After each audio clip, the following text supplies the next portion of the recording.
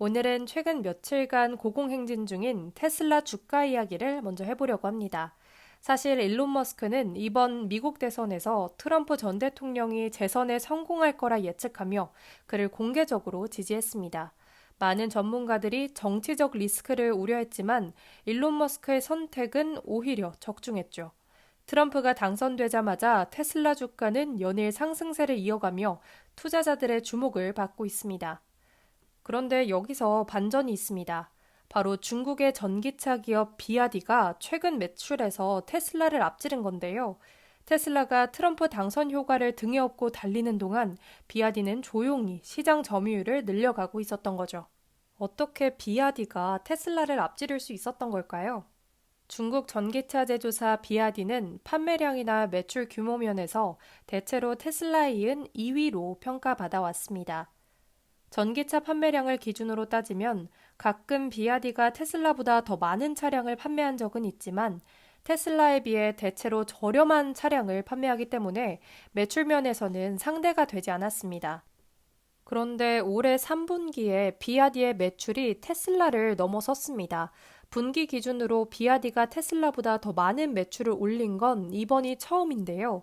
물론 순이익은 테슬라가 비아디보다 더 많았지만 매출 규모가 역전된 것만으로도 많은 이들은 놀라워했습니다. 중국 전기차 기업의 성장세가 정말 무섭다는 걸 숫자로 확인했기 때문이죠. 중국 전기차를 키운 결정적 요인은 중국 정부의 대규모 보조금이었습니다. 중국은 전기차 산업을 전략적으로 육성하기 위해서 엄청난 보조금을 쏟아부었는데요. 한국처럼 전기차를 구매하는 소비자에게 할인 혜택을 주는 게 아니라 기업들의 보조금을 직접 줘서 기본 가격을 낮추게 했습니다. 그래서 중국 전기차 회사들은 내수용은 물론 수출용 전기차도 더 저렴하게 팔 수 있었던 거죠. 2022년까지 중국이 전기차 업체에 지급한 보조금만 1,600억 위안에 달한다고 하는데요. 우리 돈 약 30조 원에 달한다고 합니다. 그 결과 비아디 같은 기업들은 중국 내에서 엄청난 인기를 끌게 되었고요. 이제는 보조금을 활용한 내수 중심 성장에서 벗어나 동남아시아와 중남미 시장으로 거점을 넓혀가면서 수출을 늘리기 위해 노력하고 있다고 하네요. 하지만 미국과 유럽이 이 성장세를 그냥 보고 있지는 않겠죠. 미국은 최근 중국산 전기차에 최대 100%의 고율 관세를 부과하기로 했고요. 유럽연합 또한 중국 정부가 경쟁을 불공정하게 만드는 불법 보조금을 지급했다고 판단하고 지난달 말부터 중국 전기차를 대상으로 향후 5년간 최고 45.3%의 관세율을 적용하겠다고 선언했습니다. 그래서 중국 업체들은 동남아시아를 중심으로 수출도 점점 늘리고 있다고 합니다. 지난해에는 전기차를 158만 대나 수출한 압도적인 1위 수출국이 됐습니다. 작년 자동차 판매량을 기준으로 동남아 3대 시장인 인도네시아, 말레이시아, 태국을 모두 공략하고 있습니다. 특히 태국에선 작년 기준 태국의 신규 등록 전기차 중 비아디가 30%, 그 뒤로 네타, MG 등 중국 기업의 점유율이 80%에 달했다고 합니다. 중국 기업들이 공략 중인 또 다른 지역은 중남미인데요.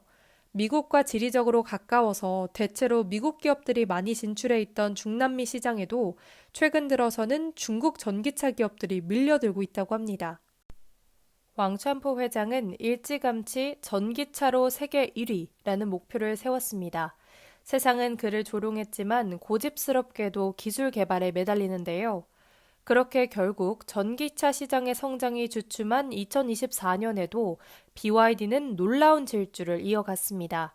3분기 매출에서 테슬라를 처음 제쳤고 10월엔 월 50만 대 판매 기록을 세웠습니다.